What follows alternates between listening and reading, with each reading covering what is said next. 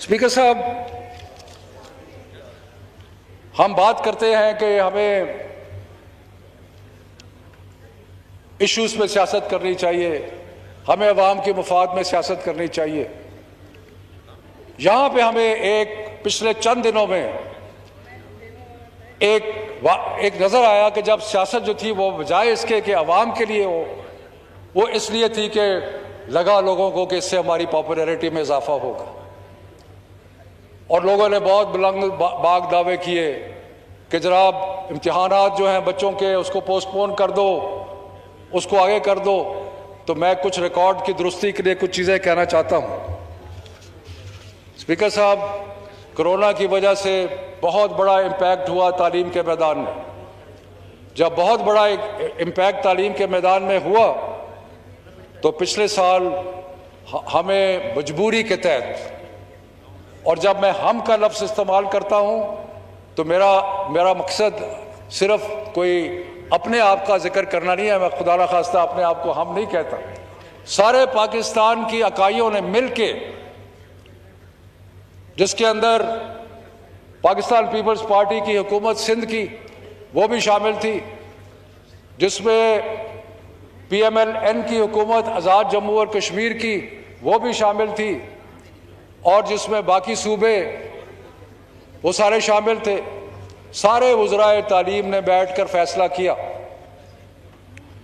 कि अगले साल हमने इम्तिहान लेना है, इसलिए कि 2 साल हो चुके हैं पाकिस्तान में कोई इम्तिहान नहीं हुआ। जब यह फैसला हुआ तो उसके कई वजूहात और भी थे। हम समझते थे कि इम्तिहानात जो हैं वो किसी भी शख्स की जो या किसी भी स्टूडेंट की बेस्ट उसकी जो सलाहियत है उसको जज करने का बेहतरीन तरीका है। और इसके ऊपर और सबसे बड़ी बात यह थी स्पीकर साहब कि अगर पिछले साल तो हमने प्रमोट कर दिया क्योंकि उससे 1 साल पहले का हमारे पास रिजल्ट मौजूद था। यानी कि अगर हमने 10वीं को प्रमोट किया तो 9वीं का रिजल्ट मौजूद था, अगर 11वीं को प्रमोट किया तो 10वीं का रिजल्ट मौजूद था। इस साल तो हमारे पास कोई रिजल्ट भी मौजूद नहीं था। तो इसलिए हमने कहा कि इस साल जरूर एग्जाम लेना है। लेकिन हमारे जहन में बिल्कुल ये था कि कोविड की वजह से बहुत ज़्यादा स्कूल और जो है वो बंद भी रहे हैं, और उनकी वजह से बच्चों को तालीम उतनी नहीं मिल सकी जितनी कि उनको मिलनी चाहिए थी। और ये सारी चीज़ें हमारे जहन में थी। लेकिन हम ये चाहते थे कि उनके लिए सहूलत पैदा करें, लेकिन इम्तिहान ज़रूर लें।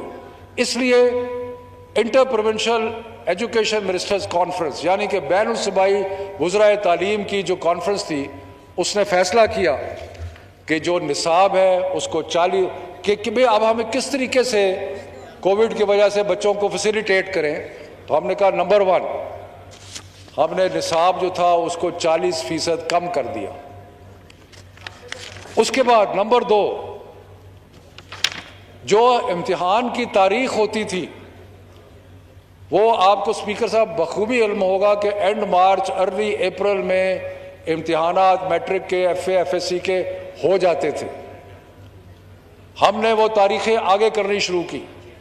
पहले हमने मई तक उसको पोस्टपोन किया, फिर 2 जून को हमने ऐलान किया, मैंने ऐलान किया कि अब हम इसको जुलाई में लेके जा रहे हैं।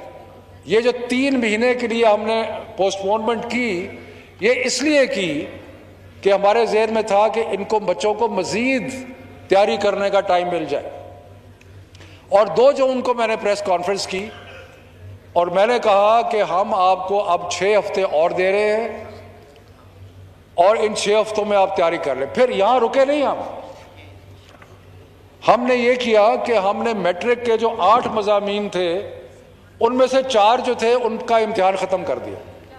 हमने कहा कि सिर्फ 4 मज़ामीन है जिस पे आप इम्तिहान दें मैट्रिक के इलेक्टिव सब्जेक्ट्स। और इसी तरह FA FSC के जो 7 मज़ामीन थे, हमने कहा जी कि उसके अंदर आप 4 मज़ामीन के इम्तिहान नहीं देंगे, सिर्फ 3 मज़ामीन जो इलेक्टिव है उनके इम्तिहान देंगे। स्पीकर साहब सिलेबस रिड्यूस कर दिया, जिन पर्चों में इम्तिहान होने थे वो रिड्यूस कर दिए, टाइम तकरीबन 3 महीने और दे दिया, और बड़ी मुश्किल थी टाइम को मजीद एक्सटेंड करने की। वजह क्या थी?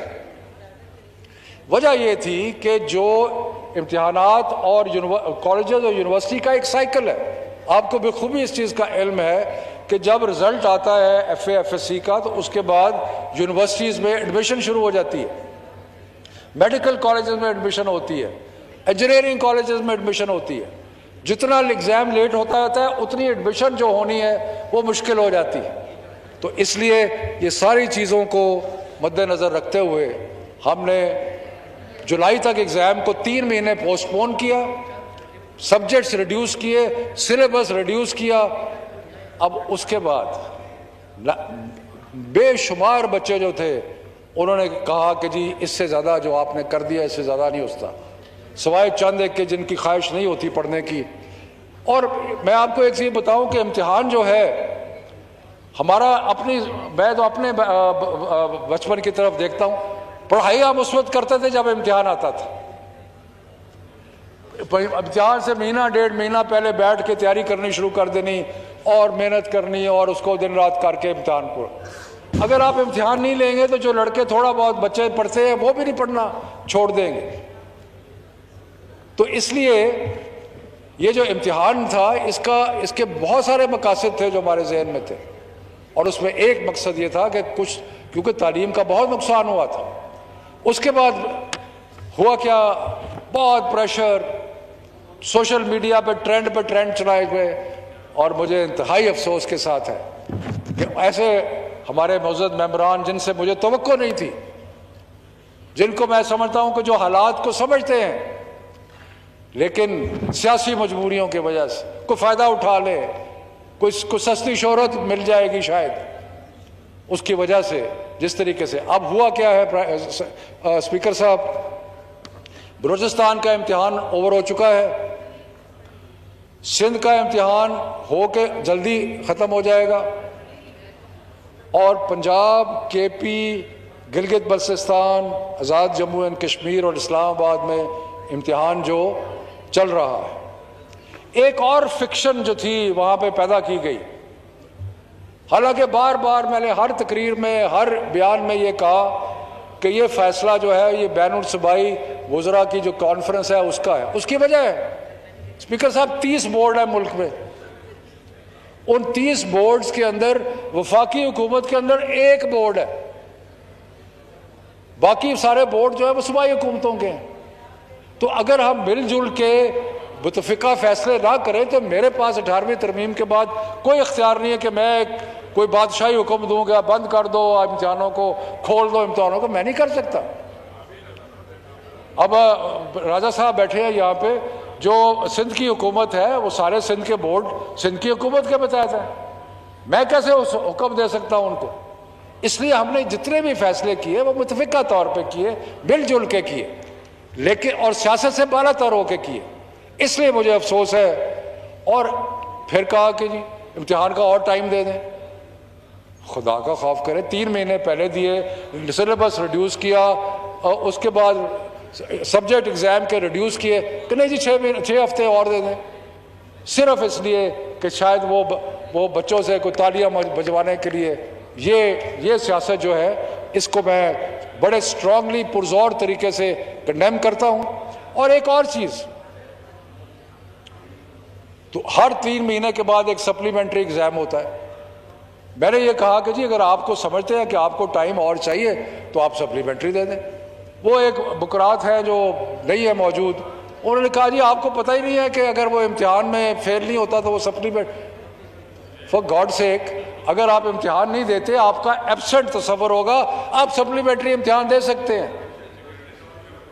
और वो कि नहीं जी नहीं, ये तो मुझे लिख के मौलाना साहब और कहाँ जी आप पता नहीं कहीं गायब हो गए हैं और पता नहीं कहाँ है और पार्लियामेंट से भाग गए।